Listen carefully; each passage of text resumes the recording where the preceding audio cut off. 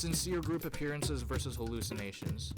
Peter, Jesus' head apostle and witness to several group appearances, as well as James the son of Zebedee, another witness to group appearances and a pillar of the early Jerusalem church, and possibly many others suffered martyrdom.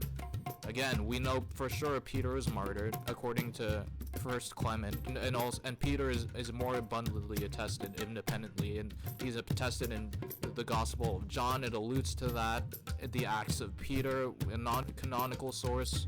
I believe that there's another source. It's either in Polycarp or one of the Ignatian epistles that say that a bunch of the apostles were martyred. James the son of Zebedee, that one was recorded in the book of Acts. There are no viable conditions recorded in any well-respected medical journal like the DSM editions, or examples/cases that suggest that a person having a visual hallucination/delusion will simultaneously have the exact same visual hallucination/delusion of all of the other people around the room. It is an impossible scenario. Michael, and I know this guy. It's in the Case for Christ's book.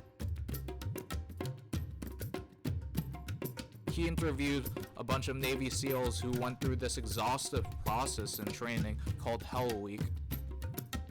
And after asking them what they individually saw, the accounts ended up being drastically different, ranging from a waving octopus to a train about to run them over.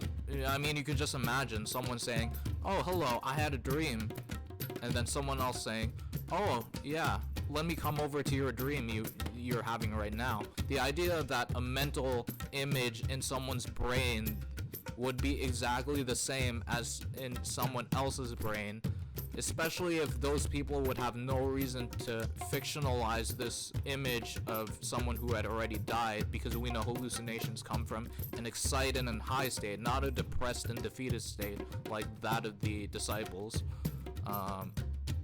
And especially in the case of Paul, a persecutor of the church, and James, the brother of Jesus, it just doesn't make any sense. Like, why would they hallucinate, right? They had no reason to pity Jesus. And you might ask, well, these are all just qualitative evidences, but the fact of the matter is we do have a bunch of case studies that display just how, although some try to come close, they're nowhere near analogous to the resurrection of Jesus. In the case of Mormonism, the golden tablets had to be prayed to get an impression to be seen. You needed faith to see it.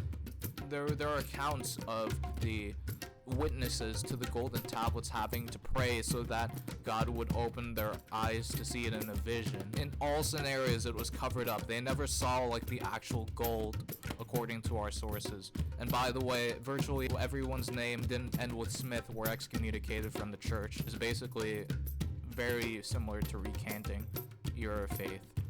The Heaven's Gate cult, they committed suicide over an unwarranted belief and not over a miraculous proof, such as a dying and rising body. But in the case of the disciples of Jesus, they died for what they saw, not what they believed, what they saw.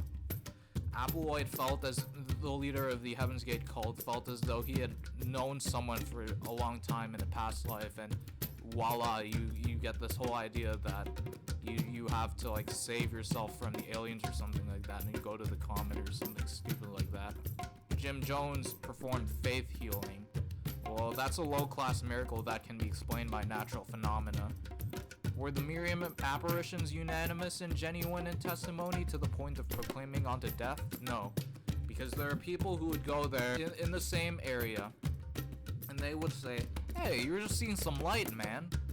And that's not the case we have with the apostles. Everyone in the room became bold proclaimers of Jesus' resurrection. There's not a single account of someone in the same vicinity of these appearances saying, "Oh no, they were just seeing something." And we don't have them being excommunicated from the church, recanting, or anything like that. So bottom line, you do not have people being so convicted by what they saw. What they saw is the cause for their conviction. So if what you saw was very strong, then you would have a big conviction. But then the question goes on to say, okay, we've gone through all the naturalistic hypotheses except the I don't know hypothesis. So must we invoke God? Well, as many others have pointed out, the segregation between background knowledge and specific evidence helps in our analysis. Richard Swinburne actually published a paper in Oxford University Press regarding the probability that Jesus is resurrected. He doesn't presume God exists. I actually saw the paper for myself, and the Bayesian math he did, it looks pretty legit.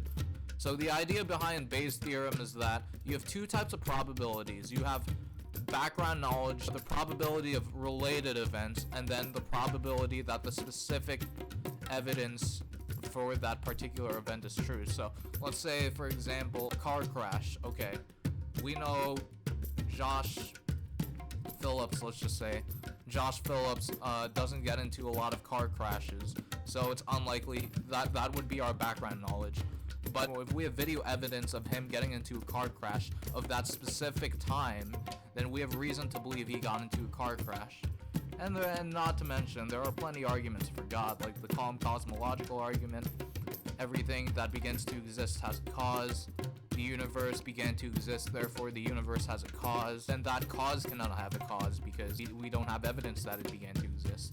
But in the case of the universe, we do have evidence that it began to exist.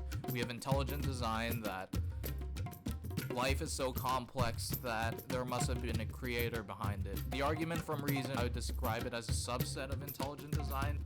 If you were to say that your reason came about from naturalistic processes and just to survive, what good reason would you have to believe that your mental capabilities would have the capacity to know the truth about the universe if all it was meant for it was to pick the next cherry? Fine-tuning that the conditions for life were so improbable there must have been a creator behind it. So we have good reason to invoke God. As a matter of fact, Richard Swinburne, just on a side, in what he published in the Oxford University Press journal, he came to the conclusion that the likelihood of Jesus resurrecting, if you put God's existence at 50%, is 97%. Insights and conclusions. It's evident that Western critical scholarship has been leaning more and more towards the resurrection hypothesis as time goes on. Fluid research on the Shroud of Turin and the empty tomb. So, the empty tomb, it's being more accepted as time goes on. Back in the Millennium critic days, the empty tomb wasn't the majority opinion. Now it is, because of how recent scholarship has turned that around. We can discuss in the Q&A.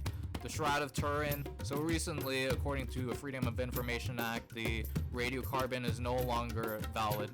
That is because all they were doing were averaging radiocarbon datings when it was very polarized all over the place. Like you would have like particles that would date to like the early 1st century, and then some of them would date to the medieval.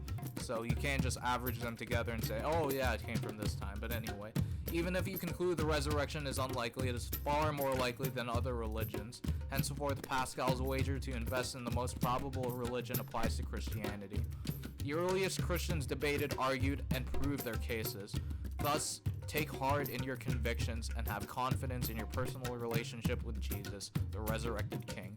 And I would just like to end off with 1 Peter 3:15, a commandment to many Christians. But in your heart sanctify Christ as Lord. Always be ready to make your defense to anyone who demands from you an accounting for the hope that is in you.